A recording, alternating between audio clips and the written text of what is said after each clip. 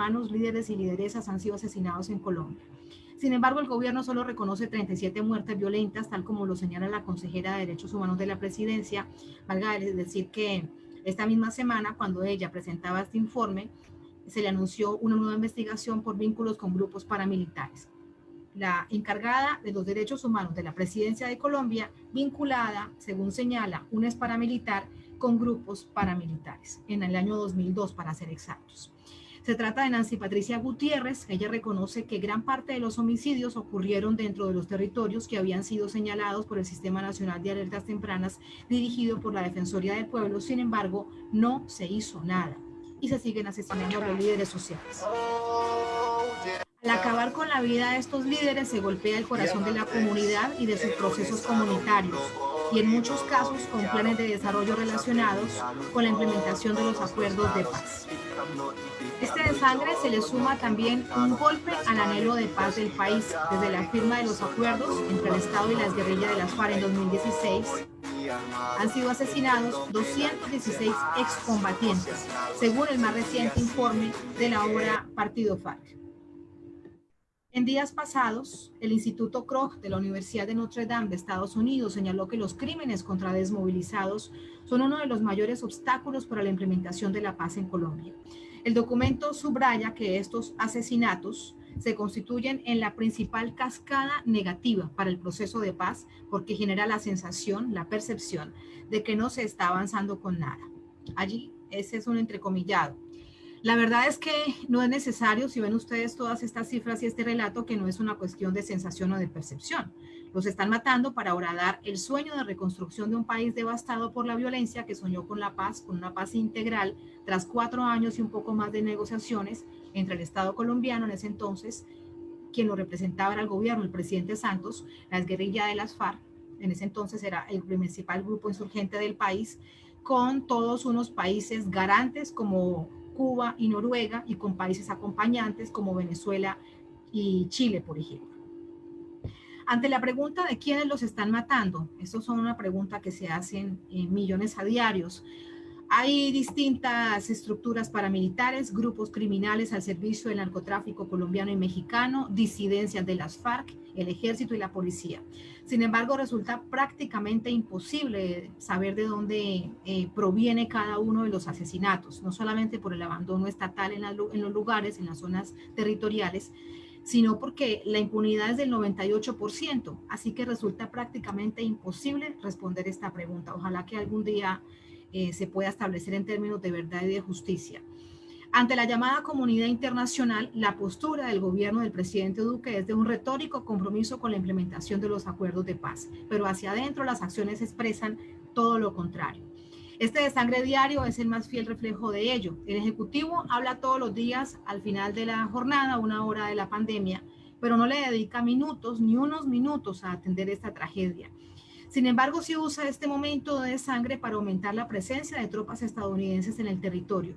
El pasado mes de junio fue la Embajada de Estados Unidos en Colombia y no la Cancillería, ni el canciller, ni ningún vocero del gobierno colombiano, quien informó de la llegada de un grupo élite del Comando Sur de Estados Unidos al país, que algunos de ellos provenían de Afganistán, con el supuesto objetivo de brindar asesoría en la lucha contra el narcotráfico.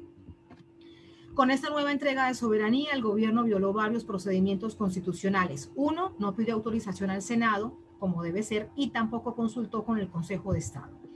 Como si fuera poco a esto, envió a estos asesores a las llamadas zonas futuro, un plan inventado por el presidente Duque en los mismos espacios territoriales en donde debían instalarse planes de desarrollo rural integral contenidos en el primer punto del Acuerdo de Paz de La Habana. Una de estas zonas es Tibú, en norte de Santander, en la frontera con Venezuela. Y allí, sin duda, que no es necesario ser un versado analista en política internacional, ni en política de guerra, ni en política militar, para comprender que el oscuro objetivo de la presencia norteamericana en este lugar está lejos de la fracasada lucha contra el narcotráfico en el principal país, por supuesto que me refiero a Colombia, lamentablemente, productor de cocaína del mundo, cuyo principal consumidor es el propio Estados Unidos. La estrategia de Estados Unidos, apoyada y promovida por Colombia, es ser una plataforma militar para controlar el continente y continuar su agresión a gobiernos de izquierda como el de Venezuela, que defienden con sus fuerzas, que resiste y que hace todo lo necesario por su derecho a la libre autodeterminación.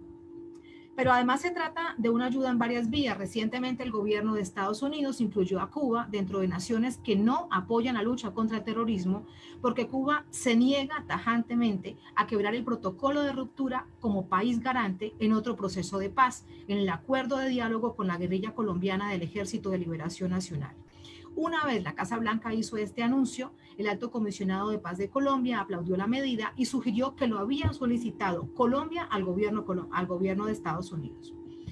Al gobierno de Donald Trump esto le funciona, el recrudecimiento del conflicto colombiano sin duda que le funciona por varios objetivos, también al gobierno de Duque. Por eso se niega a explorar caminos de diálogo con el Ejército de Liberación Nacional. Meses después de su llegada al gobierno, el presidente Duque canceló este proceso de diálogo que había comenzado públicamente en Caracas, que luego se fue a Ecuador, que sale de Ecuador porque llega el presidente Lenín Moreno y decide que no quiere su gobierno continuar apoyando el proceso y entonces Cuba generosamente los acoge y quedó de esta manera.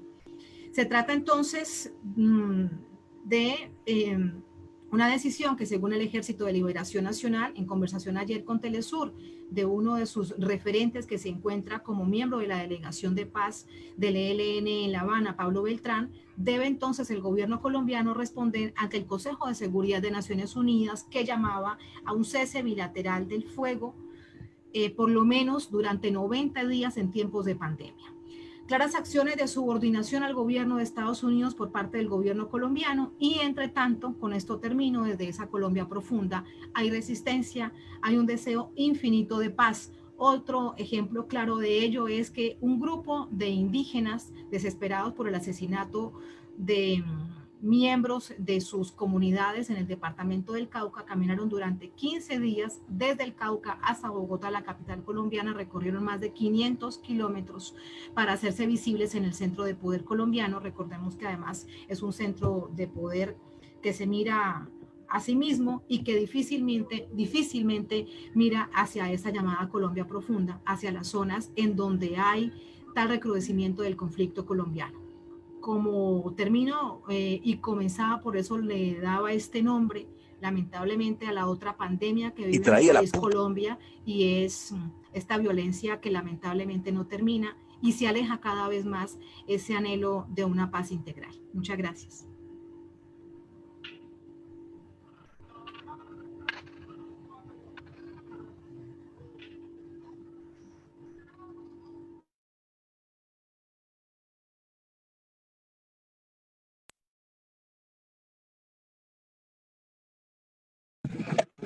Hola.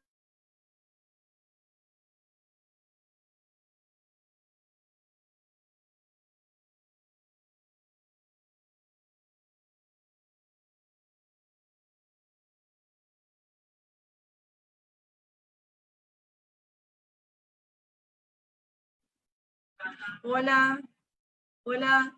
Sí, muchísimas gracias, Tatana. Muchísimas gracias por tu intervención. Queremos informar que estamos siendo víctimas de hackeos. Están tratando de meterse a las cuentas para algún tipo de saboteo. El sonido, con respecto al sonido y algunas imágenes que están viendo que de repente aparecen.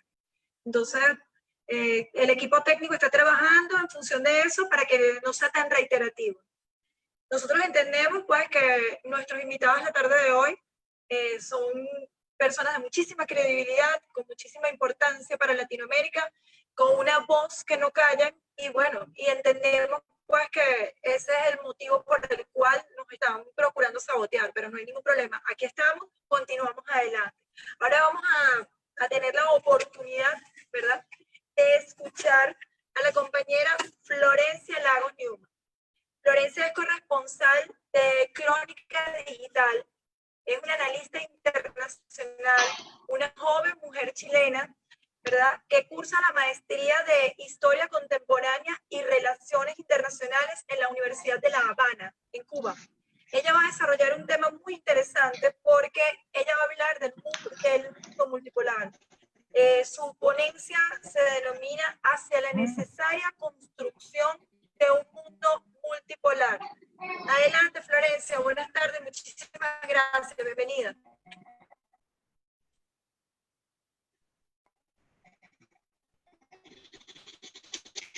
Gracias, Ingrid. No sé si se me escucha. Gracias a todos los compañeros. ¿Se escucha? ¿Se escucha? ¿Sí? Bueno, quería agradecer a todos y todas por este encuentro y por la invitación. Mi ponencia se titula Hacia la construcción de un mundo multipolar. Yo primero quiero partir señalando que hoy nos encontramos en una de las peores crisis económicas y sanitarias de la historia, y esto no es producto solamente de la pandemia, sino que también es producto del funcionamiento, y sobre todo eso, del funcionamiento y los mecanismos que tiene el sistema capitalista, que de tanto en tanto necesita entrar en una crisis para poder reestructurarse, mutar y subsistir. Hoy la primera potencia económica mundial es China, no es Estados Unidos. Se prevé, por ejemplo, que China va a crecer alrededor de un 2% a pesar de toda la crisis económica global. En este sentido, es interesante cómo Estados Unidos, al ver que está China y Rusia, a diferencia de la Guerra Fría, hoy ellos son dos países aliados, que incluso en el Consejo de Seguridad votan juntos. También nosotros tenemos economías emergentes como los países del BRICS, como es Irán, por ejemplo, que hace poco llevó petróleo a Venezuela, también está instalando un intercambio comercial bastante efectivo con respecto al mercado que tiene que ver con los alimentos. Incluso el presidente Maduro hace poco anunció la apertura de un supermercado iraní.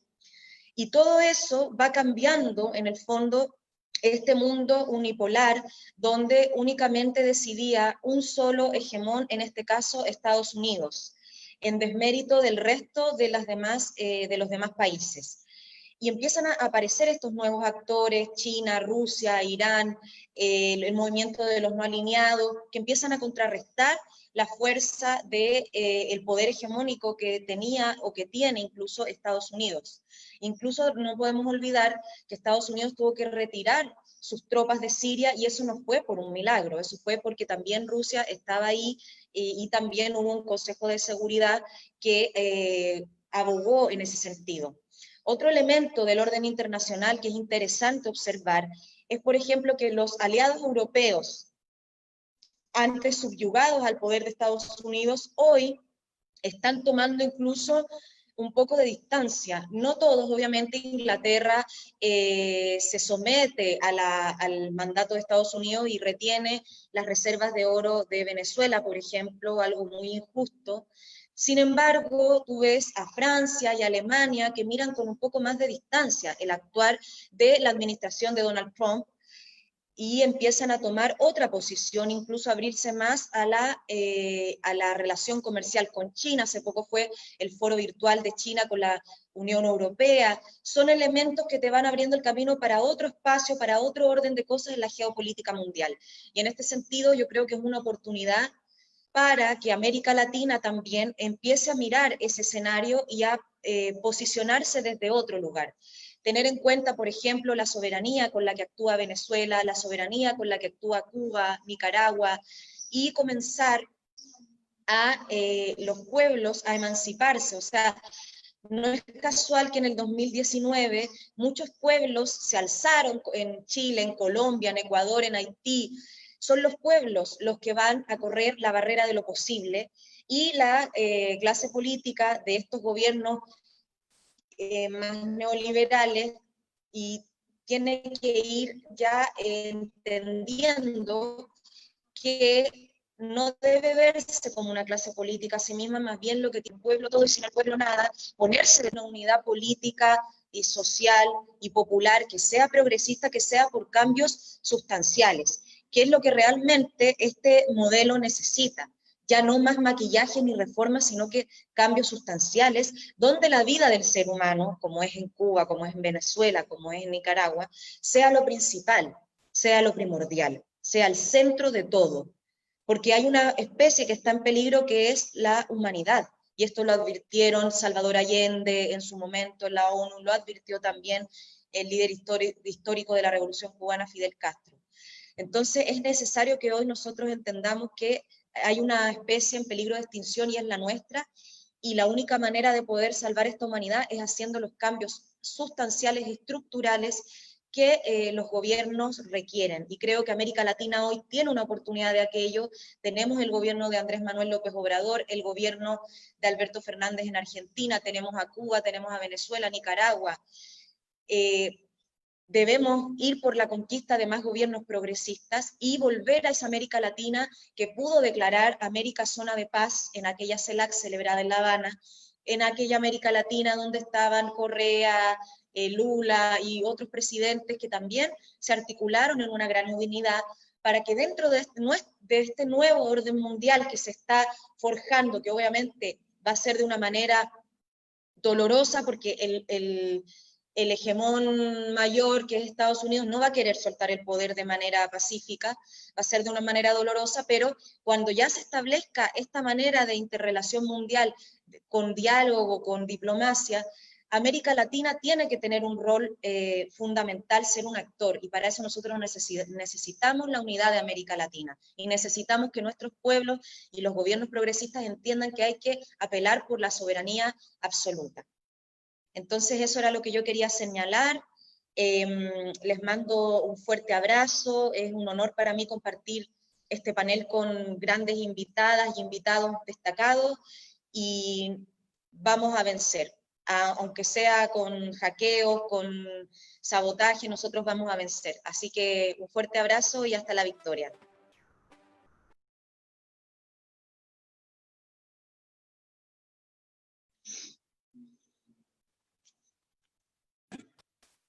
Muchísimas gracias, Florencia. Muchísimas gracias, Florencia. Muy interesante tu intervención. ¿Aló? ¿Me escuchas? Muchísimas gracias, Florencia. Muy interesante.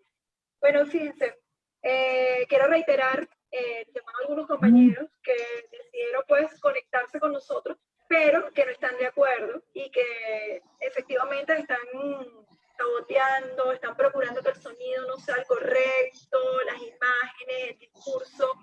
Esto pues nos invita a nosotros, los que estamos de este lado de la acera, a decirles a ustedes pues que es importante el debate, la discusión, escucharnos, el respeto, el diálogo, y que bueno, nosotros simplemente vamos a continuar adelante porque nosotros creemos pues que creemos en nuestras verdades y queremos que todos conozcan nuestras verdades y podamos debatir y conversar. Esa es la idea de este foro, poder nosotros conversar, debatir. Entonces, nosotros en la tarde de hoy pues tenemos una invitada de lujo, una invitada que tiene una amplia trayectoria profesional, digamos, una invitada que América Latina quiere volver a escuchar, que Venezuela quiere escuchar. Es una compañera que fue presidenta de la Comisión de Paz del Senado de la República de Colombia en el año 2008 debido a sus gestiones humanitarias. Inclusive recibió un premio del Príncipe de Asturias y fue en el año 2009 candidateada para formar parte llevar el Nobel de la Paz, el cual fue ganado por Barack Obama. En el 2012 fue reconocida como una de las 10 intelectuales más influyentes de Iberoamérica por la revista Foreign Policy, directora del Movimiento de Colombianos y Colombianas por la Paz, actual presidenta del movimiento Poder Ciudadano. Actualmente ella continúa en su lucha por la defensa de los derechos humanos, lidera un movimiento de afrodescendientes, una mujer que es abogada, especialista en derecho organizacional y de familia. Ha trabajado inclusive en marketing político. Es doctora en honor y causa en derechos humanos en la Universidad de La Plata.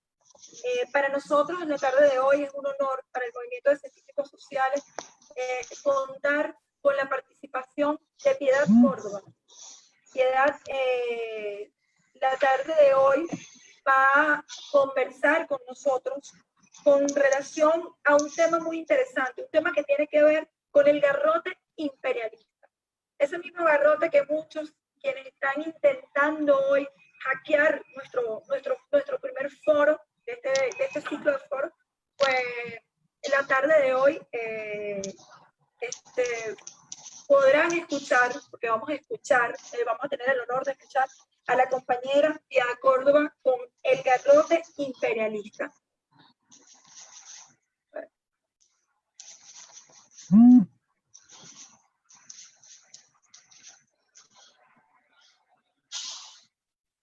Hay un tema técnico, ya Piedad va a conectarse.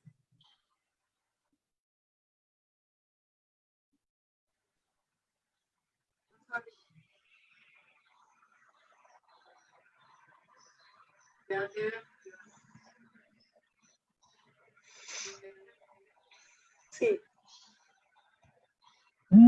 Bienvenida. Sí.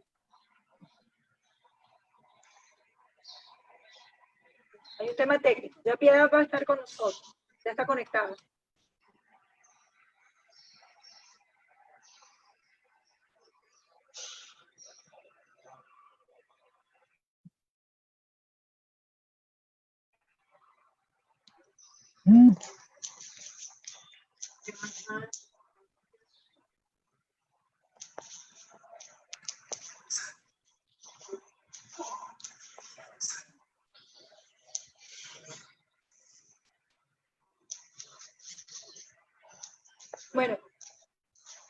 Bueno, hay un problema técnico en este momento con la conexión de la compañera Piedad.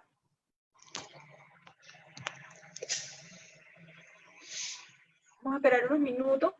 Mientras tanto, bueno, podemos conversar pues, en cuanto a las intervenciones de la compañera Florencia Lago. ¿Me escuchas? ¿Sí? Y ¿me escucha? Está ahí Julio.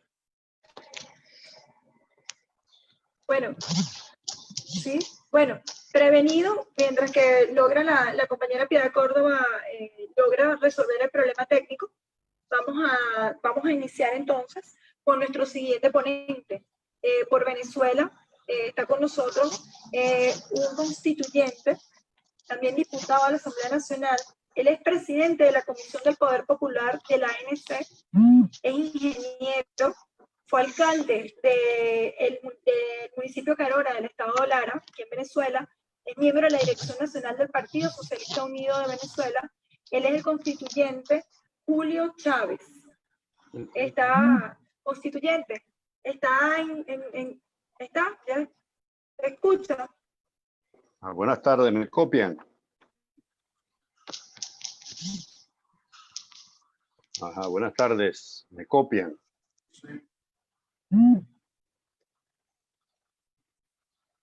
Sí, sí. Bueno, yo quería, bienvenido. En primer lugar, agradecer, ¿no? Saludar, felicitar esta iniciativa del Movimiento de Científicos Sociales. Realmente, desde la perspectiva de la Revolución Bolivariana, debemos agradecer las diferentes expresiones de solidaridad que a lo largo del mundo se han manifestado. Hay que ver que ha sido bastante duro para nosotros enfrentar toda esta campaña de agresiones de manera reiterada, permanente, sistemática, ¿no?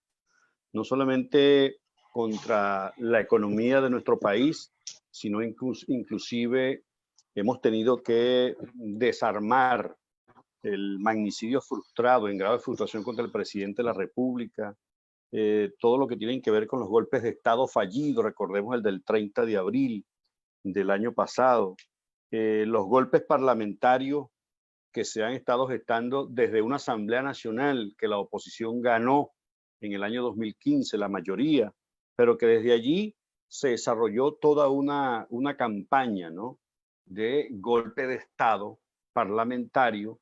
Aprobaron un estatuto de transición, declararon que en 6 meses tumbaban al gobierno.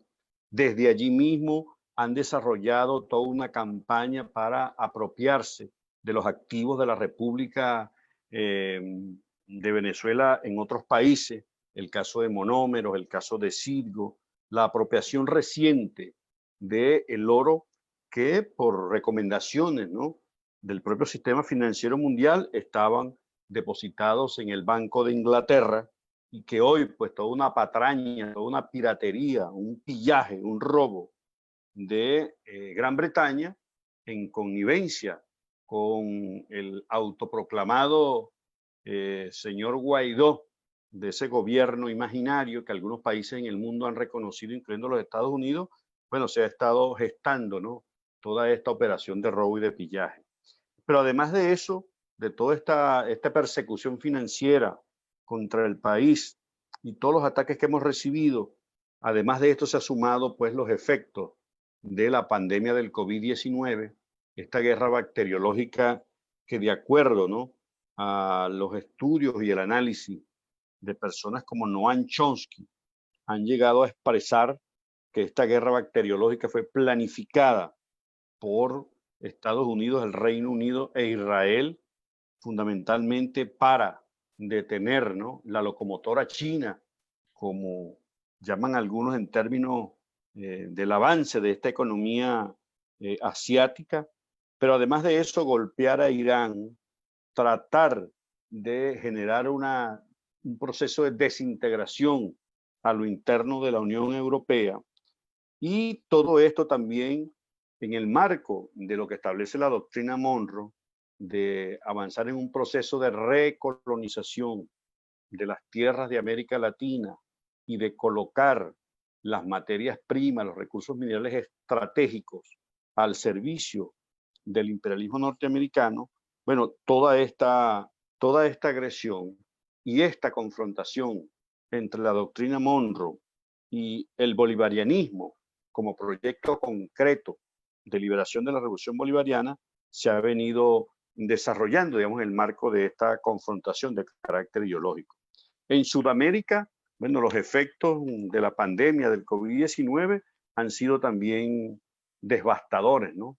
Veamos cómo se ha comportado y cómo ha crecido de manera exponencial los niveles de contagio en gobiernos de corte neoliberal. Vean la situación de Brasil, vean la situación del Perú, del Ecuador, de Chile, y como lo refería nuestra amiga Tatiana Pérez de Telesur, la lamentable situación que padece y que vive el pueblo colombiano. De modo que en el marco de esta guerra bacteriológica, como la define el destacado intelectual norteamericano Noam Chomsky, Sudamérica también ha sido fuertemente golpeada. En nuestro país debemos decir que en las últimas horas se ha venido intensificando el rebrote de esta pandemia, producto de los casos que han venido por vía de la frontera colombo-venezolana, una cantidad importante de connacionales, casi el 79.3% de los últimos casos han sido producto de estos connacionales que han penetrado por la frontera, en algunos casos, ¿no?, utilizando las trochas y el apoyo de algunos grupos paramilitares que todavía persisten en la zona. Bueno, hasta la fecha de hoy se han presentado, hasta el día de ayer se han presentado 8.803 casos, 431 en las últimas 24 horas, con 83 fallecidos lamentablemente y unos 2.100 recuperados, ¿no? Y por supuesto, vaya pues también agradecer las manifestaciones de solidaridad que ha recibido nuestro hermano, camarada, primer vicepresidente del partido y presidente de la ANC, Diosdado Cabello, de igual manera Omar Prieto, gobernador del estado fronterizo de Zulia, el compañero vicepresidente de Economía Tarek El Aizami, que han sido también contagiados con el COVID-19. Pero muchos han sido los análisis sobre la vida que vendrá o los días por venir en esa etapa post-pandemia. Evidentemente, será en el marco de esta confrontación, como lo conceptualicé en esta breve ponencia, del monroísmo versus el bolivarianismo, estamos asistiendo a una transición que en efecto se está moviendo el centro de gravedad financiera del mundo, del Atlántico al Pacífico, que de igual manera esa hegemonía unipolar de la que nos hablaba Fernando Rivero en su intervención inicial, ¿no?, ya ha venido, digamos, en franco proceso de decadencia, Si a eso le agregamos Fernando, Florencia y Tatiana, saludamos a Piedad que se incorpora, si a eso le agregas esas cifras que presenta la Reserva Federal de los Estados Unidos, ahí difiere un poco de las cifras de Fernando, pero en todo caso se habla de que la economía de los Estados Unidos caería en menos 5.9%, la economía de la Unión Europea a menos 7.5%, América Latina y el Caribe menos 5.2%, y la economía del mundo estaría más o menos en un promedio del menos 8% del Producto Interno Bruto. Solo la economía china, como decía Florencia, y la economía de la India tendrían un crecimiento positivo en el marco de toda esta, digamos, situación de arremetida a partir de la situación de la pandemia COVID-19. A esto tenemos que agregar también el análisis, el peso de la deuda externa, la cantidad de desocupados que esto va a generar en el mundo, de modo que esa larga y fuerte recesión económica que se está observando en el mundo y que nos va a tocar abordar en los próximos años, la pérdida de millones de empleos, la desintegración de la Unión Europea a partir del Brexit y esa jugada que hace precisamente el Reino Unido, ¿no?, en connivencia con los Estados Unidos para golpear a Alemania y Francia, a Italia, por supuesto, en un proceso de, digamos, de implosión de la Unión Europea, sin lugar a dudas que va a ser un cuadro desolador. Ahora, para ir ya rematando y terminando, ¿qué hacer? Decíamos nosotros en los debates que se han dado en la Dirección Nacional de nuestro partido y que también los hemos expresado en los encuentros que en Caracas hemos organizado en el último año, la edición 25 del Foro de Sao Paulo, los encuentros sectoriales, que debemos de ir a un proceso de convocarnos, como decía Fernando Rivera, y lo ratifico y lo remarco, a una primera internacional antiimperialista que coloque en el centro del debate las políticas sociales de inclusión, sin lugar a dudas que va a ser un reto y un rol importante para los movimientos sociales y los partidos políticos desarrollar todo un proceso de discusión y debate para asumir, y ante el fracaso evidente de los gobiernos neoliberales, tenemos que derrotar electoralmente esos gobiernos neoliberales, desplazarlos del poder en los diferentes procesos electorales que vendrán, para que en definitiva podamos entonces recuperar los espacios y desde la necesidad de que el bloque revolucionario dirija y rectorice la política desde el Estado para enfrentar, como en efecto se ha hecho desde Venezuela, a pesar de las grandes dificultades por las que atravesamos, se ha enfrentado el tema de la COVID-19, la pandemia, y el presidente Maduro, en el marco de esta coyuntura, ha lanzado una frase interesante. Decía el presidente Maduro, ante la necesidad y ante la urgencia de recuperar los espacios de poder en América Latina y el Caribe, a partir de todo este proceso, este intento en recolonizarlo, desde la perspectiva de la doctrina Monroe, decía el compañero presidente Nicolás Maduro, que entre cuarentena y producción no hay contradicción, y que un elemento clave para nosotros comenzar a retomar el camino que habíamos transitado hace algún tiempo es precisamente potenciar los mecanismos de integración. La integración es la clave en América Latina y el Caribe para poder enfrentar los tiempos por venir, y que es desde esta perspectiva volver a la idea originaria del comandante Hugo Chávez, recuperar el ALBA, Petrocaribe, convertir, como decía el comandante Hugo Chávez, una zona económica especial con el apoyo de Petrocaribe en la región, y que a través del canal de Nicaragua nos podamos conectar con ese proyecto vigoroso que impulsa el Partido Comunista de China, en este caso el presidente Xi Jinping. Me refiero al proyecto de la ruta y de la franja de la seda. Si tenemos claridad y certeza en que el problema no lo resolvemos solo y cada quien desde su perspectiva, de su país, sino que es necesario reencontrarnos en América Latina, en un espacio donde podamos dar esta discusión y este debate, avanzar, como decía el comandante Hugo Chávez, en la creación del Fondo Humanitario Internacional, avanzar en la idea que planteaba también el comandante Hugo Chávez de crear, digamos, una fracción de parlamentarios y parlamentarias en las instancias del Parlacén, del Parlatino, del Parlasur, para que desde allí se pueda dar fuerza también a estos procesos de integración. La necesidad de exigir con mucha fuerza el cese de los conflictos bélicos en la región, de toda esa arremetida desde los Estados Unidos, creemos entonces que desde esa perspectiva, desde la integración, con los partidos y los movimientos sociales jugando un rol determinante, podemos entonces avanzar en esa nueva normalidad, prepararnos para lo que está por venir y, en definitiva, dar paso firme en función de derrotar los principios, la doctrina Monroe y avanzar, como lo decía el comandante Hugo Chávez, desde la perspectiva del bolivarianismo. Que viva la patria grande, que vivan todos los pueblos libres de América Latina, el Caribe y el mundo entero. Muchas gracias. Muchas gracias al diputado Julio Chávez, bueno, quien conversó con nosotros hoy con relación a el bolivarianismo versus el monroísmo, claves de la geopolítica continental, rol de los partidos políticos en el siglo XXI. Bueno, ahora sí, en la tarde de hoy tenemos el honor de tener a Piedad Córdoba en nuestro panel de conferencistas. Bienvenida, doctora Piedad Córdoba. Un placer para nosotros. Bueno, muy buenas tardes. Un abrazo y un saludo muy cálido y muy cariñoso para todas ustedes. Para Tatiana, gran amiga y orgullo de nuestros colombianos y colombianas en Telesur.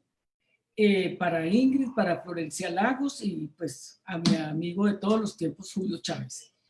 Comparten mucho lo que ha dicho Julio sobre el análisis que acaba de hacer, que es muy interesante, entre otras cosas porque me hace recordar, yo quiero leer mi ponencia para sujetarme al tiempo y participar en todas las preguntas que se puedan hacer, lo que tengamos que responder.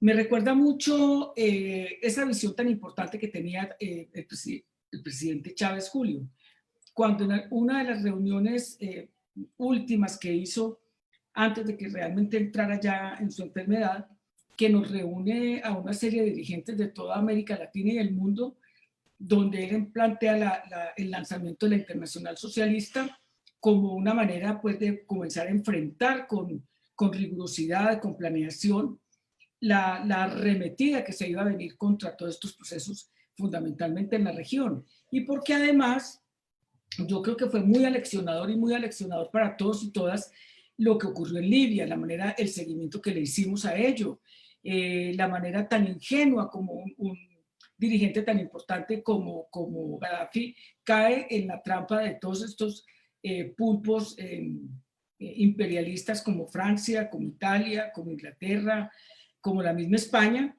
y fue masacrado de la forma como lo masacraron y volvieron a Libia un estado que hoy es absolutamente ingobernable, únicamente con el afán y con el interés de los recursos que este país poseía. Posteriormente a esa reunión, o muy concomitantemente a esa reunión, tuvimos la oportunidad de hacer un foro de Sao Paulo. Y en ese foro de Sao Paulo recogimos las discusiones y las tesis del presidente Chávez, pero yo pienso que la gente no creía que a nosotros nos podía pasar lo que pasó en la región. La gente estaba absolutamente segura que eran procesos irreversibles. Es más, yo tengo anécdotas cuando se muere el presidente Chávez, yo tengo que decirlo y pues si esto le molesta a alguien, a mí me tiene sin cuidado, pero mucha gente se distanció del presidente Nicolás y tenían un argumento de cajón, una frase muy hábil, que era decir, es que Chávez no es lo mismo que Nicolás Maduro.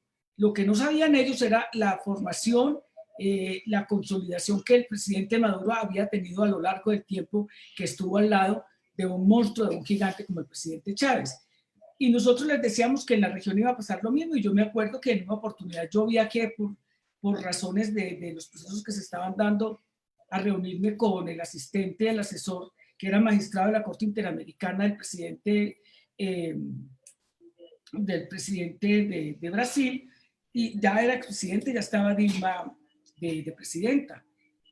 Y yo le digo que nos teníamos que unir todos, que nos teníamos que juntar, que la arremetida de los gringos iba a ser brutal, que además estaban acopiando nuestro discurso, que tenían capacidad de inclusive mimetizarse, pero que estaban estudiando, y lo dice Lakoff, uno de los intelectuales importantes del Partido Demócrata de los Estados Unidos, de cómo ellos eran capaces de hablar nuestro mismo discurso para poder arroparse y arrebatar. Y lo que me contestó el presidente, el expresidente de Brasil, fue que Venezuela no era lo mismo que Brasil. A los 2 días estaban tumbando a la presidenta Dilma Rousseff. Entonces, yo creo que Chávez era un visionario impresionante, era un hombre que calculó todo lo que significaba la doctrina Monroe, la entronización de esa doctrina, como quien dice, quien atente contra los intereses y contra los destinos del pueblo norteamericano y del gobierno norteamericano, se hace culpable, responsable y es objeto de nuestra persecución. Porque para ellos lo fundamental no es la defensa de los derechos humanos. A mí me da hasta hilaridad ver al señor Trump, que es casi que una defensa de la naturaleza, hablando de derechos humanos, cuando día a día asesinan gente en los Estados Unidos, asesinan a afrodescendientes, pero lo que es peor aún, que le quedó grande la pandemia. O sea, no ha sido capaz y es el país con mayores muertes y con mayor número de infectados. Pero indiscutiblemente que esa doctrina Monroe, de la cual hablaba Julio muy bien, América es para los americanos y es más. Muchas veces en el vocablo, en el español, se dice los americanos, como que aquí no existiera la multiculturalidad, la diversidad, como que América fueran los Estados Unidos y no fuera este conjunto de naciones que existen en toda la región, que tenemos nuestra cultura, que tenemos nuestra lengua, que tenemos pasados y presentes comunes, pero fundamentalmente que esta doctrina Monroe es el prolegómeno para lo que fueron posteriormente los tratados de libre comercio, que entre otras cosas también tenemos que reivindicar ese pasado y esa presencia histórica de Chávez, de Kirchner, del mismo Evo, de muchos de los que participaron en eso, como Maradona, indiscutiblemente, pero que hicieron frente a ese tratado de libre comercio que querían hacer, donde yo estaba exiliada en Canadá y me tocó ver al presidente Chávez allá a Montreal, donde fueron ellos a enfrentarse precisamente contra esto. Y luego lo que pasó en Argentina, en la Patagonia, todo lo que hicieron, pero realmente no me parece importante esta propuesta del movimiento de científicos sociales, porque es además no simplemente rememorar, sino es tener la tarea de saber que hay una serie de elementos, que hay una serie de instancias, que hay una serie de fondos comunes, de lugares comunes que han permitido efectivamente que no solamente se hubiera conformado este conjunto tan importante en América Latina en su momento, sino que también sirviera para que Estados Unidos volviera por el patio trasero. ¿Para qué? Para venir por los recursos, para perseguir, para estigmatizar, para asesinar a quienes no se acopian a su doctrina Monroe, que no es otra cosa que decir, yo puedo utilizar el ejército, los ejércitos de mi país, contra aquel país o contra aquel grupo de personas que no estén de acuerdo con lo que nosotros hemos decidido, y es que este es nuestro patio trasero. Por eso, precisamente esa doctrina Monroe permite posteriormente, hace casi 60 años, si no estoy mal, el primer bloqueo hacia una nación libre, soberana y digna como es Cuba, que es la nación a la cual bloquean y que se desprende precisamente de ese concepto de intervención, de crear condiciones desfavorables para los países y de generar esa mise-en-scène o ese trasunto punitivo para estigmatizar, para desestabilizar, que es lo que hemos visto de nuevo cuño con Venezuela. Un bloqueo inhumano, un bloqueo falaz que asesina gente, un bloqueo que impide el progreso económico de dos países tan importantes como es Venezuela, como es Ecuador, pero que además también tiene su prolegómeno en un antecedente que yo diría que en medio de todo valeroso pero ingenuo, que fue el de Allende. Es más, yo diría que el expresidente Evo Morales de alguna medida también fue ingenuo, porque es que uno no puede decir misa católica con sacerdotes protestantes, uno no puede pensar que va a torear con cuadrilla prestada, que el gobierno de Venezuela, los militares son sus cómplices. No, los militares hacen eco y tienen además el compromiso de que esa doctrina, de que esa métrica política de Venezuela sea llevada a cabo, y ellos son responsables de garantizar no simplemente el orden público interno, de garantizar la defensa exterior de Venezuela, pero fundamentalmente de garantizar que ese modelo de inclusión, de desarrollo, de igualdad se pueda llevar a cabo. Eso, obvio, que irrita a cubanoamericanos que están allá, a muchos venezolanos de la oposición, que además, como en Alicia el País de las Maravillas, se inventan un presidente, pero lo más grave de todo es que se inventen un Guaidó, pero que tengan un presidente que es presidente, que no sabe que es presidente, como el presidente Duque. Eso hace parte de toda esa comicidad política, si se puede decir así, pero que fundamentalmente la narrativa tiene que ver con lo que decía el presidente Maduro esta semana en una muy buena intervención, no solamente hacia el país y los ministros, sino también la rueda de prensa internacional, donde habla de los fake news, que son precisamente un instrumento. Los medios de comunicación ahora, como lo decía una de las compañeras ayer en Argentina, son precisamente el misil, el fusil, con lo que ellos acribillan la mentalidad y la capacidad de tener información de los pueblos, pero que fundamentalmente está arrodillado a sus intereses. Es de la única manera que uno puede entender que en Colombia un presidente subalterno como el que tenemos, hoy más que nunca esté arrodillado a los intereses de los Estados Unidos, obviamente porque están preocupados porque su elección es producto del apoyo del narcotráfico, pero fundamentalmente es vergonzoso ver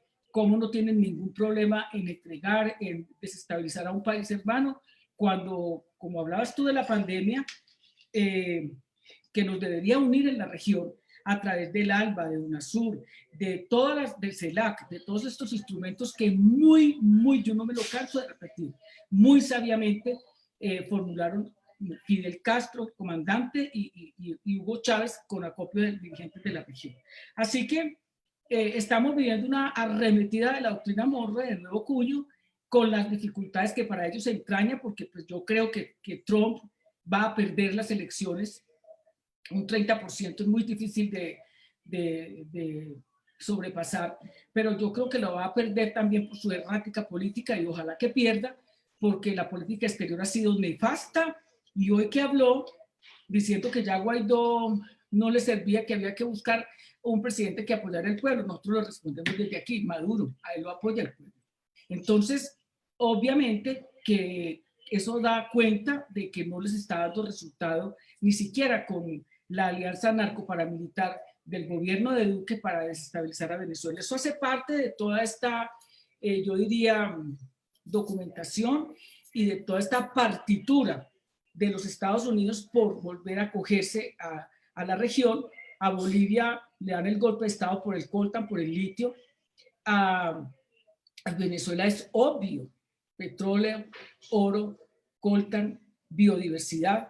A Colombia no necesitan hacerle nada porque las multinacionales, que es también la formulación de esta doctrina Monroe para excavar, para explotar los recursos, pues ha sido el instrumento precisamente de desestabilización. Yo creo que hay una cosa que no nos puede hacer perder la esperanza, Julio, Tatiana y compañeras Florencia, y es el hecho de que de todas maneras Venezuela ha logrado mantenerse con el mástil, con la bandera en alto, dando ejemplo de dignidad, de lucha, de formación política de la gente. La gente tiene claro que Guaidó fue el que fue a quitarle el oro que tiene Gran Bretaña, que Guaidó fue el que pidió el bloqueo para los venezolanos, que Guaidó vino aquí a compaginarse con una mano de saltimbanquis para quedarse con la plata del encuentro en Cúcuta, del tal encuentro que hubo allá.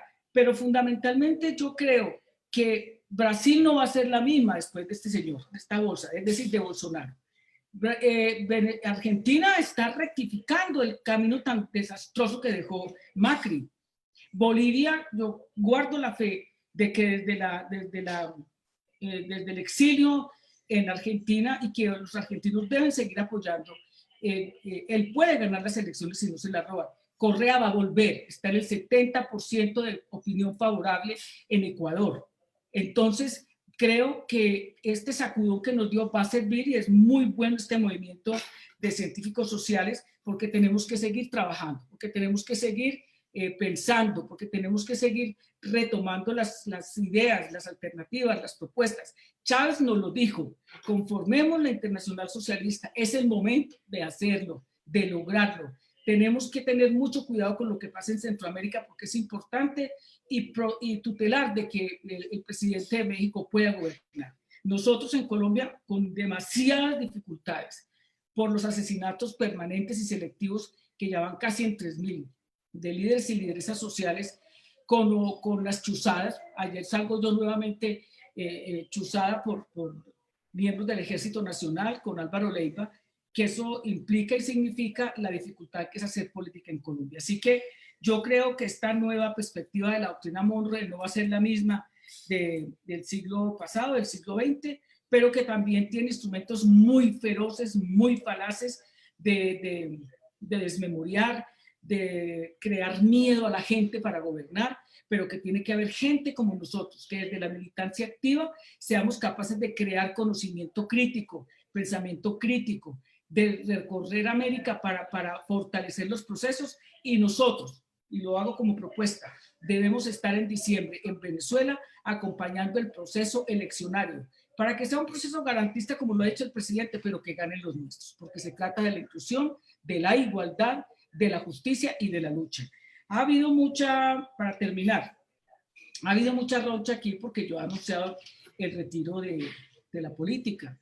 Yo he anunciado el retiro de ese activismo que no va para ninguna parte, que no tiene ningún sentido, un activismo que le da temor, salir a defender la democracia en Venezuela, salir a reconocer la flagrante violación que ha habido por parte de sectores opositores en Venezuela.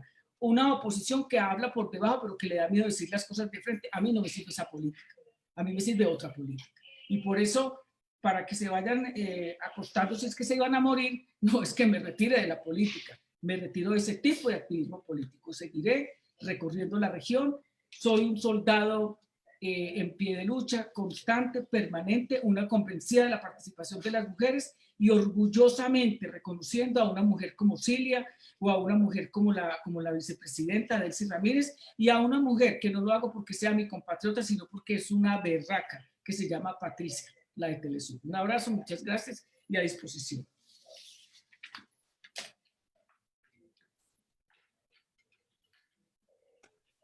Muchísimas gracias a Piedad Córdoba. Y bueno, no se retira, continuamos, estamos aquí, rodilla en tierra y firmes ante lo que nuestra América necesita. Necesita del pueblo, necesita de nosotros, necesita de la unidad y necesita que sigamos adelante.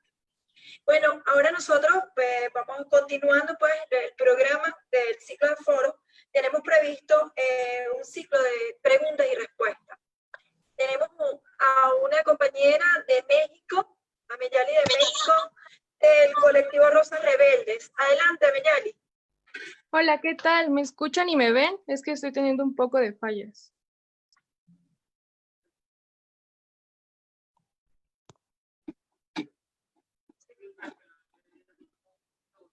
Te escucho. Ok, también me veo, ¿verdad?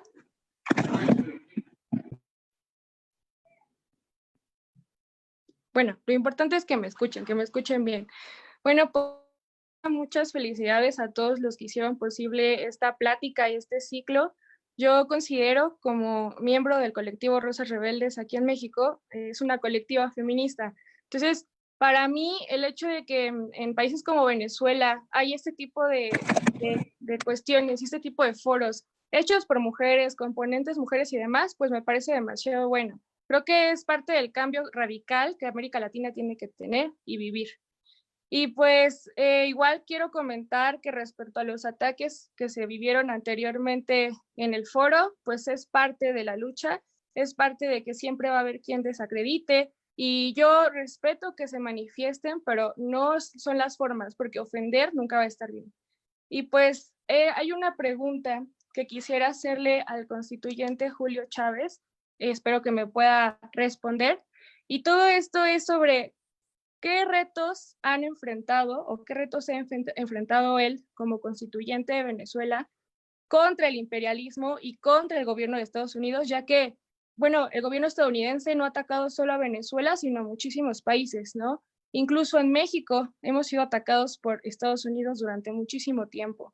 Tanto así que hay quienes creen en mi país que pues estamos al mando de los estadounidenses y que lamentablemente es algo que no se puede cambiar. Pero yo sí creo en ese cambio. Yo creo, y de verdad para mí es algo muy inspirador ver a gente como ustedes en Venezuela, que aunque haya 1000 ataques, siguen intentando ir en contra del imperialismo, ir en contra de estas doctrinas que van y quitan como a todos y tratan de comerse a toda la población. Entonces mi pregunta concreta hacia Julio Chávez es, ¿qué retos ha encontrado y cómo ha sabido librarlos? Y obviamente, pues, ¿qué nos recomienda a nosotros o a mí como activista, pues, estudiantil, incluso también feminista, ¿no? Que ese tema en México sigue como muy difícil a la hora de hablar porque no es muy común que pasen ese tipo de movimientos acá, y entonces cuando llega un movimiento que sacude a todas las élites y al gobierno estadounidense, que repercute mucho en las empresas en México y demás, pues obviamente la sociedad te ataca. Entonces la pregunta es, ¿qué retos ha enfrentado? ¿Cómo ha sabido sobrepasarlos y sobrellevarlos? ¿Y qué recomendaciones nos puede dar a nosotros? Muchas gracias. Gracias, Meyari, hermana latinoamericana, mujer, feminista. Vamos a darle la palabra ahora al constituyente Julio Chávez, de Venezuela.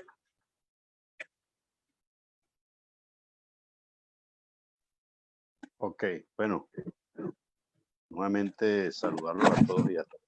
En relación a la pregunta que hacía la compañera del colectivo Rosas Rebelde de México, los retos que hemos enfrentado desde la Asamblea Nacional Constituyente y las recomendaciones, ¿no? Siempre hemos sido muy respetuosos desde la perspectiva de la Revolución Bolivariana, lo que el comandante Hugo Chávez nos enseñó. Es como decía un expresidente mexicano, Porfirio Díaz, ¿no? Para ver, Benito Juárez decía, si mal no recuerdo, compañera de México, ¿no? Que el respeto al derecho ajeno es la paz. Y es una de las cosas que nosotros, en el marco de la diplomacia de los pueblos, hemos venido practicando. De modo que no tengo una recomendación específica para ti, simple y llanamente asumir la discusión y el debate colectivo como una posibilidad de entendernos, de reconocernos, que es importante plantear la unidad en medio de la diversidad, que es necesario aglutinar todas las fuerzas progresistas, las fuerzas nacionalistas, patriotas, ¿no? De cualquier país de la patria grande, porque en definitiva estamos llamados y estamos siendo convocados por esta suerte de transición en la que estamos viviendo a unirnos. Y yo creo que eso es central. ¿Qué reto hemos enfrentado? Mira, hemos enfrentado todos los retos habidos y por haber. Y los hemos enfrentado con nuestra constitución en la mano, la Constitución de la República Bolivariana de Venezuela, que es nuestro proyecto, que es nuestra carta de navegación. Lo hemos enfrentado y siempre, compañera de México, nos hacemos la pregunta, ante alguna situación, ante un duro trance, alguna coyuntura en particular, siempre nos preguntamos qué haría el comandante Hugo Chávez en una situación como esta. Y siempre nos vamos a las fuentes originarias del chavismo, ¿no? Como doctrina, como parte de la subjetividad del pueblo venezolano. Y ahí en Hugo Chávez siempre encontramos entonces la forma como abordar algún desafío y sobre todo cómo salir fortalecidos de ese desafío. De modo que lo hacemos desde esa perspectiva, ¿no? Y te cuento ya para finalizar que la situación aquí ha sido dura. Creo que hemos enfrentado una criminal y una brutal agresión. ¿Qué cosa no nos han hecho? Desconozco. Pero lo que se plantea el enemigo, con toda seguridad, hermana mexicana, los vamos a derrotar. porque tenemos un pueblo consciente, porque tenemos una constitución, porque tenemos un Estado fuerte, un Estado profundamente democrático, que estamos avanzando en esa construcción del Estado en la transición, pero que además estamos amparados en la unión cívico-militar y policial, que en definitiva es el escudo más poderoso, más potente que tiene la revolución bolivariana.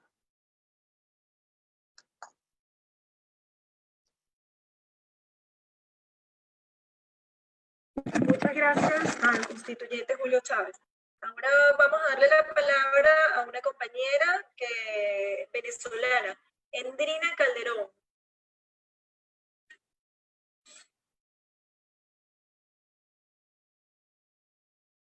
Buenas tardes.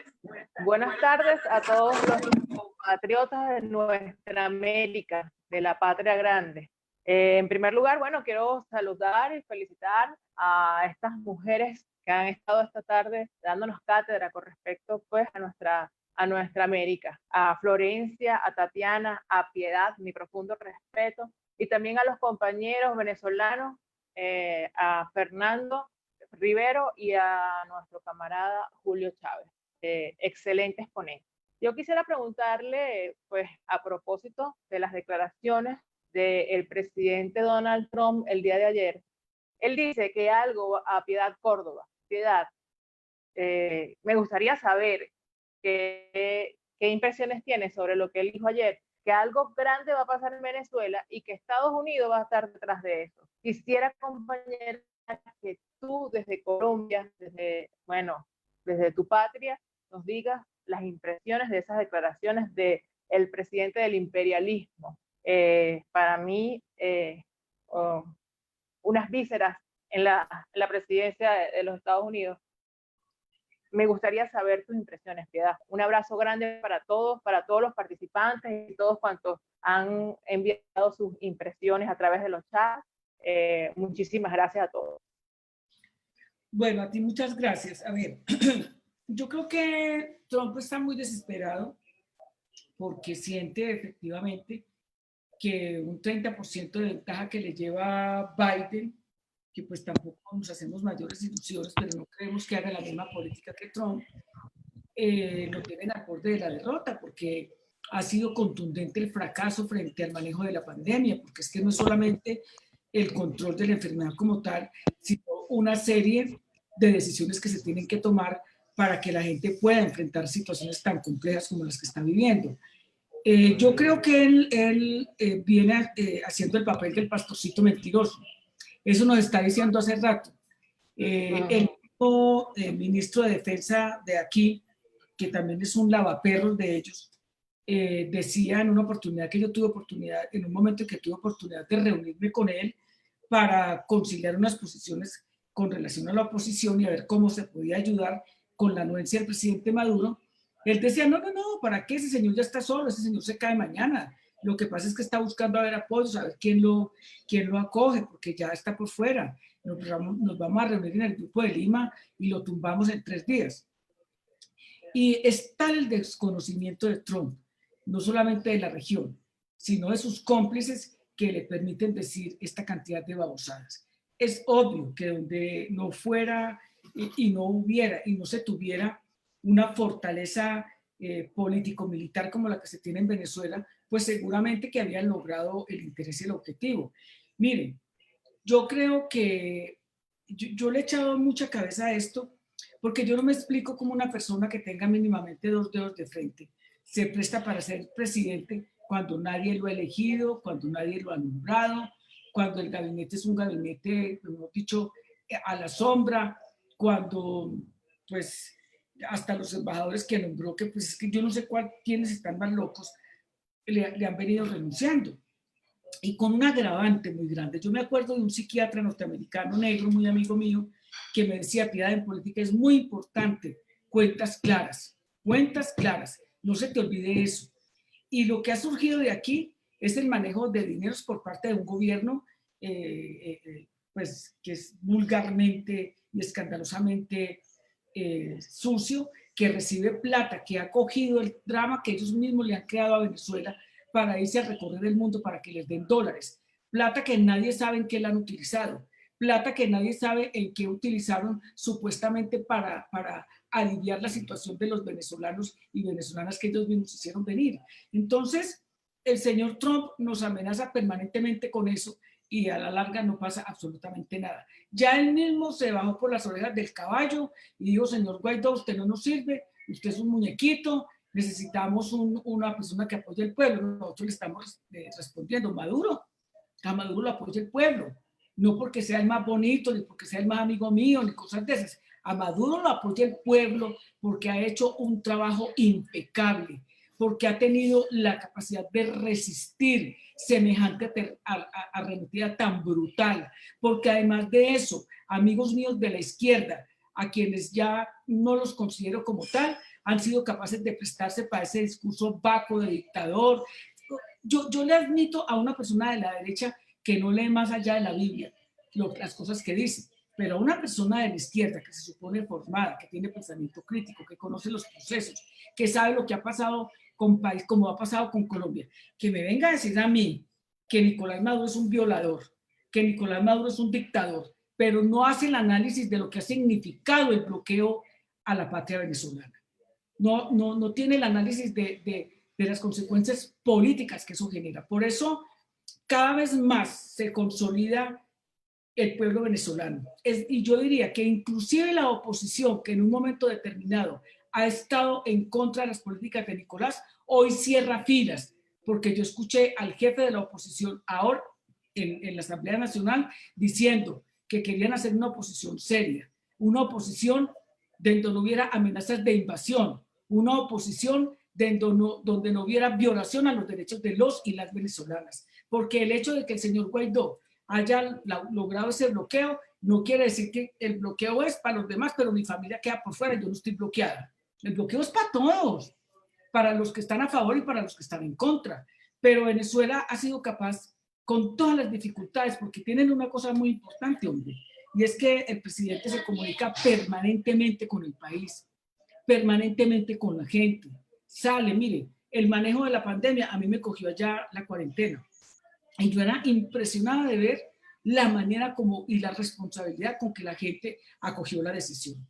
Así que el presidente Trump, que se larga a decirle mentiras a todas esas mozas que tiene por todas partes, porque nadie le cree, no es un presidente serio, ni dice nada incundioso, ni nada fuera de sus negocios, que le crean. Pero nosotros ni le tenemos miedo, ni le creemos, y lo que sí hay que decir, el que se mete con Venezuela, se mete con todos nosotros y con todas nosotras, porque es el ejemplo de dignidad y es lo que quisiéramos que pasara en toda la región, respetando el derecho al disenso, respetando el derecho a la oposición, pero sobre todo con un discurso que es el de Fidel, que es el de Saramago, que es el del mismo Lula, de todos los de la región, de todos los grandes y todas las grandes, que significa la construcción de un mundo mejor que es posible. Por eso, como dice el adagio popular, negrita, a palabras necios, oídos sordos, porque él cree que puede realmente ganar las elecciones de cuenta de nosotros. Que se meta y verá cómo le va de mal.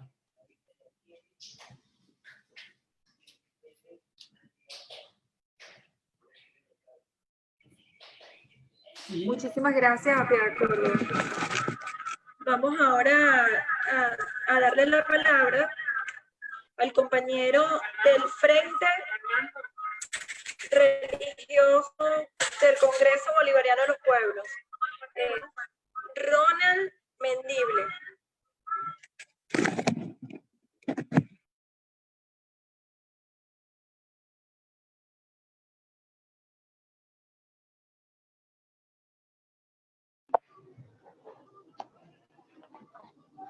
María.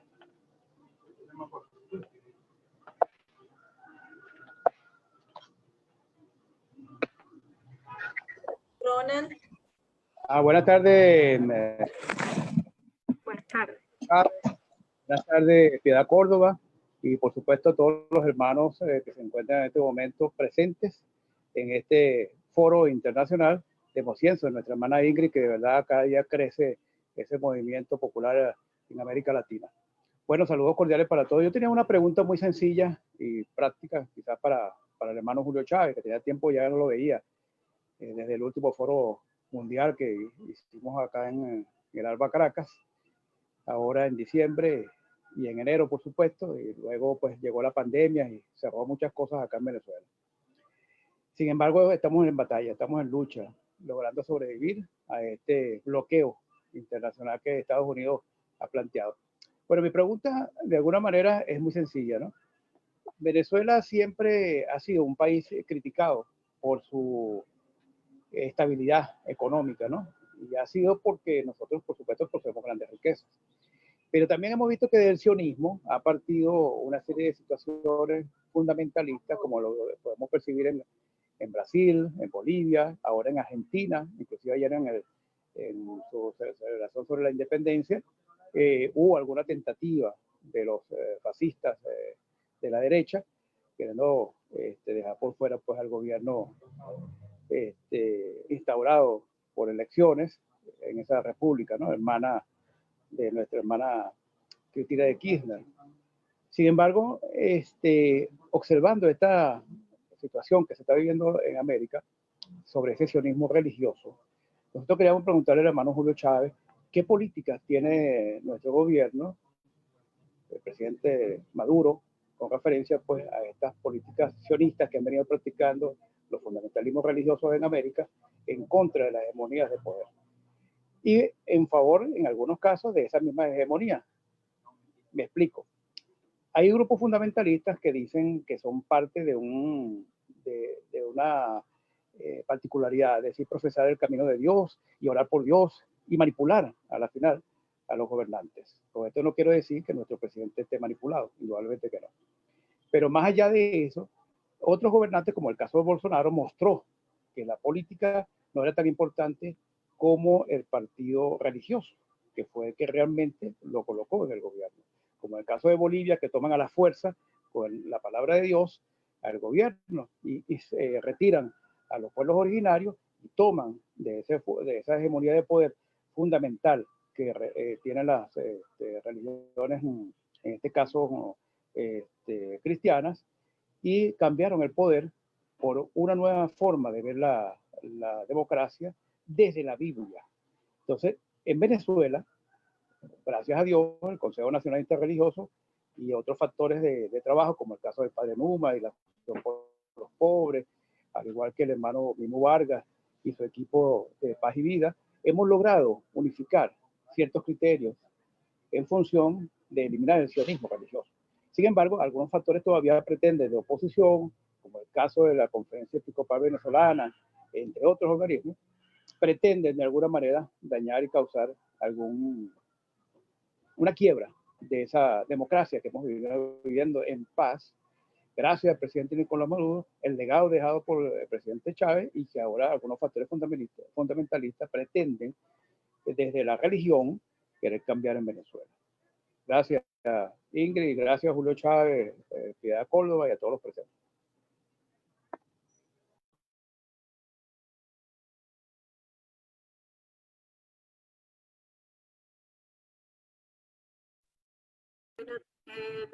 El diputado Julio Chávez. Ok, saludos Ronald, un abrazo para ti.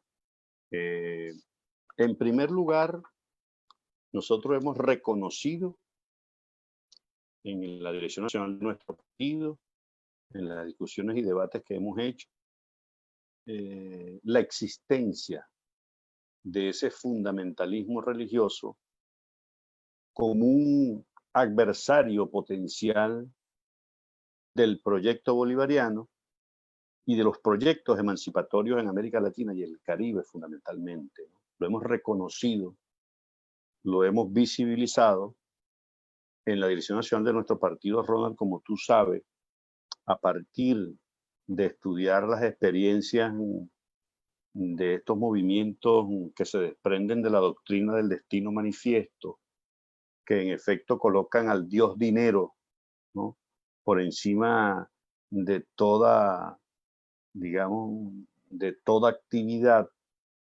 que todos deben estar subordinados, ¿no?, al dios dinero, que el dios dinero, dios de la prosperidad, tiene que ver con los fundamentos religiosos, ¿no?, de estos grupos que en efecto se califican de fundamentalistas, de modo que lo hemos reconocido. En segundo lugar, Ronald, creamos en la vicepresidencia, en la Dirección Nacional del Partido, una vicepresidencia para atender este tema. Te repito, ¿no?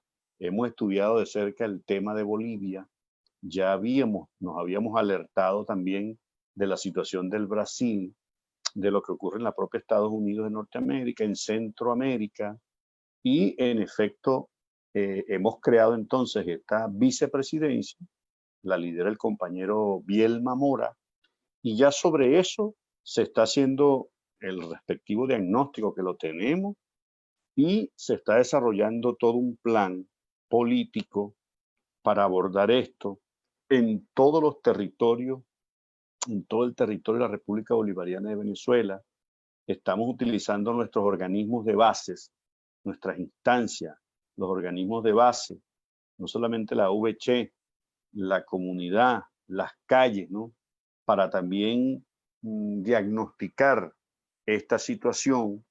Hemos estado, por cierto, aquí en mi región, yo estoy en el estado Lara al occidente del país, estamos denunciando la presencia de estas organizaciones Cáritas, estas ONG vinculadas a un sector de la iglesia católica venezolana, pero que en efecto están trabajando sobre planes desestabilizadores y atacar de alguna manera el núcleo familiar, los núcleos familiares, y con una presunta ayuda humanitaria que ellos están canalizando, porque son ONG, como tú sabes, Ronald, que manejan muchísimo dinero, muchos recursos, están tratando de bypassear esto que llaman los canales establecidos por Naciones Unidas, por la OMS, para que puedan llegar las ayudas humanitarias. ¿Esto con qué intención? Con la intención de utilizarlo como una arma política en contra del gobierno. De modo que en este caso, y Ronald, habíamos planteado, Fernando está al aire también allí, compañero Fernando Rivero, y nos habíamos planteado hacer un evento internacional en Caracas. Lamentablemente la pandemia COVID-19 detuvo todas estas iniciativas, pero precisamente, Ronald, íbamos a convocar al compañero Dussel, íbamos a convocar, si era posible, al compañero Frei Beto, al compañero Leonardo Boff y otros que han venido estudiando el tema, para que en efecto lo asumamos, lo identifiquemos, lo reconozcamos y sobre esa base hacer un plan para atenuar, neutralizar los efectos de esa política fundamentalista que se ha convertido ahora en, digamos, esa nueva forma de hacer política del Departamento de Estado, de la CIA y de los gobiernos neoliberales en la región.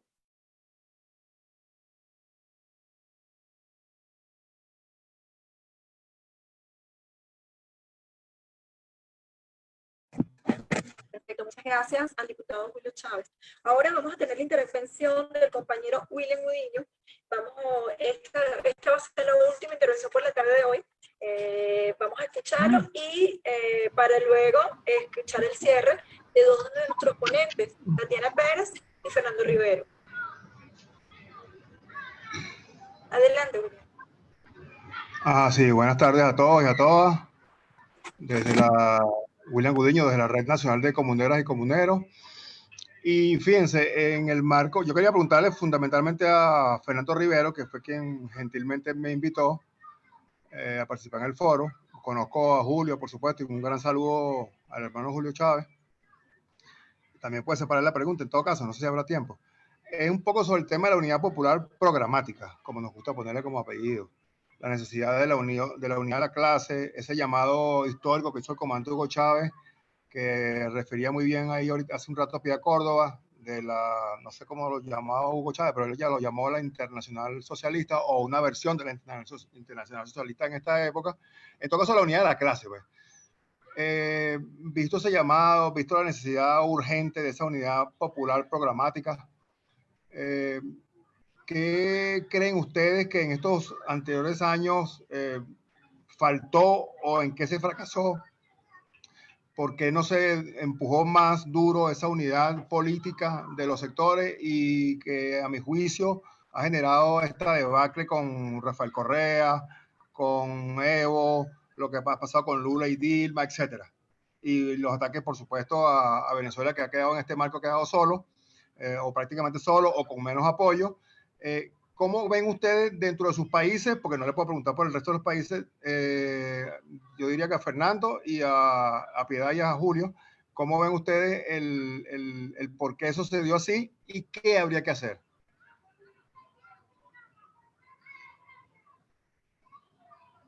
¿Sí se entendió?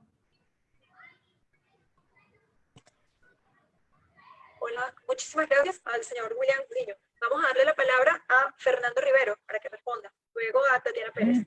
Adelante, Fernando. Sí, gracias, William, por la intervención y por estar atento a este intercambio de ideas.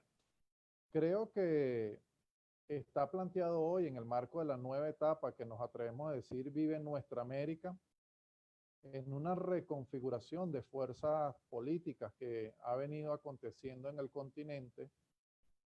Yo diría que hoy más que nunca la unidad sigue siendo una tarea estratégica para los pueblos.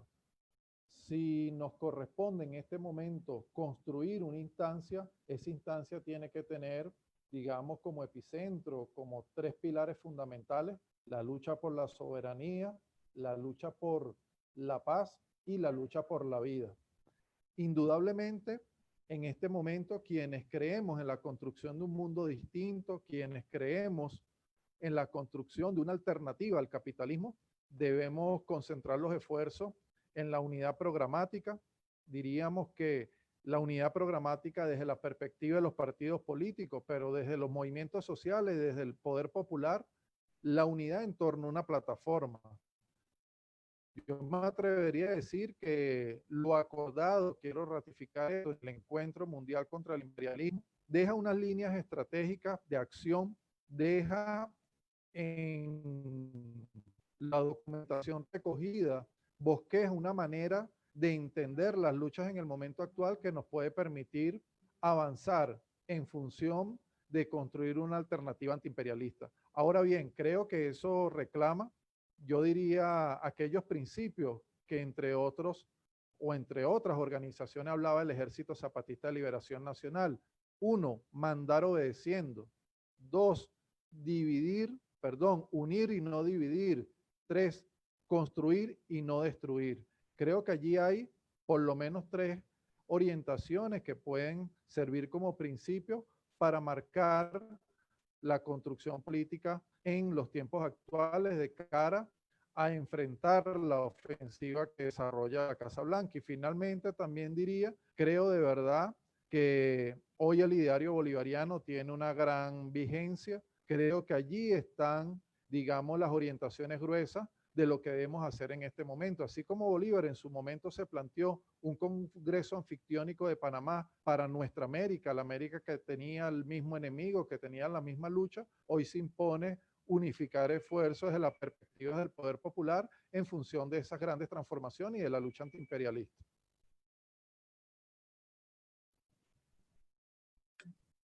Muchísimas gracias al constituyente Fernando Rivero.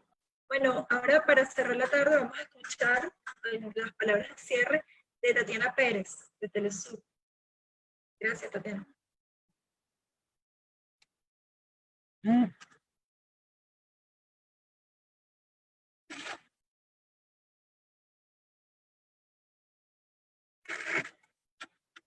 Lo escucha Tatiana. No te escucho.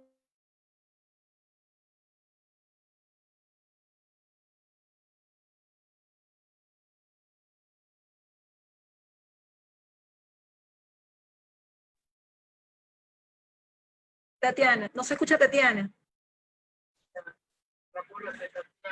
Tatiana Pérez. Hola, hola, hola, hola, ¿me escuchan? ¿Ahora sí me escuchan? Hola. Sí. Qué bueno.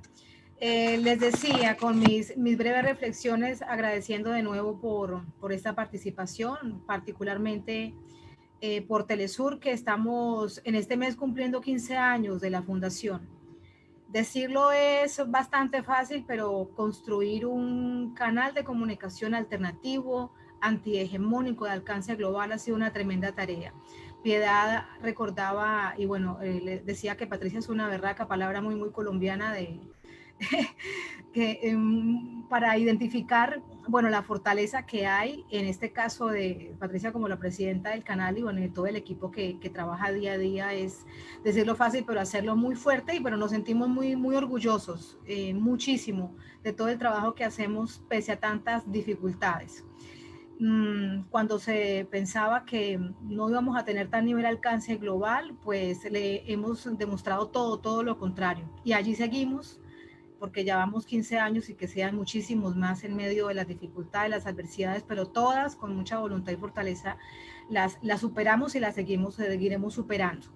A la doctora Piedad, cuando les decía que nos da un poco de tranquilidad, un poco no mucha tranquilidad, cuando dice que no se retira de la política. Hubo un artículo este fin de semana que generó alerta, entonces muy bien que se jodan ellos que piensan que es que se va a retirar porque la patria grande la necesita y de qué manera. Por último, la reflexión con respecto a Colombia es que la situación es muy grave en términos de derecho internacional humanitario, de derechos humanos. Decir también es tan sencillo que hay 150 personas, líderes, lideresas, defensores de derechos humanos, miembros de las comunidades indígenas, afrodescendientes que han sido asesinados.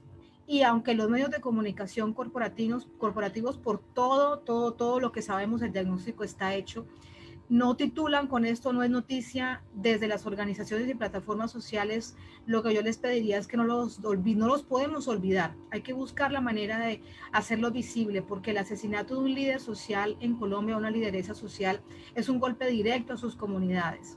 Y es además un golpe directo al anhelo de paz también de millones de colombianos. Y como bien ustedes recuerdan, todo el engranaje que se hizo desde América Latina para apoyar el proceso de paz de Colombia tenía que ver con eso, con una América Latina en paz. Y el único conflicto interno que persistía más de 50 años y que aún persiste es el colombiano.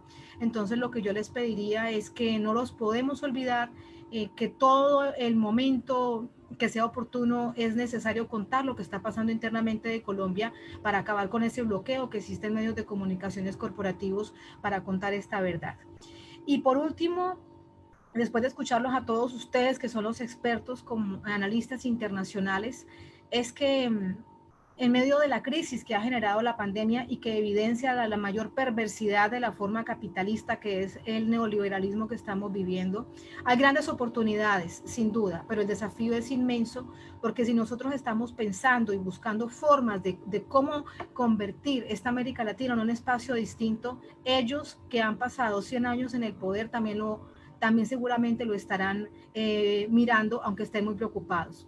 Entonces es un desafío inmenso que sí nos llena de esperanza, pero no podemos olvidar que ellos también saben hacer bastante bien lo mal que le hacen a los pueblos, y entonces en ese sentido debemos estar unidos y muy alertas, porque es una situación muy crítica la que estamos viviendo, que se evidencia por la pandemia, lo que viene en términos de pobreza, para las comunidades más marginales, en extrema pobreza, el desempleo, etcétera, etcétera. Las cifras que ya todos ustedes han presentado es muy grave. Entonces, lo que debemos pensar siempre es qué hacer en el día a día para poder superar este momento y quitar esa cara neoliberal que tanto daño nos hace. Muchísimas gracias. Un abrazo para todos.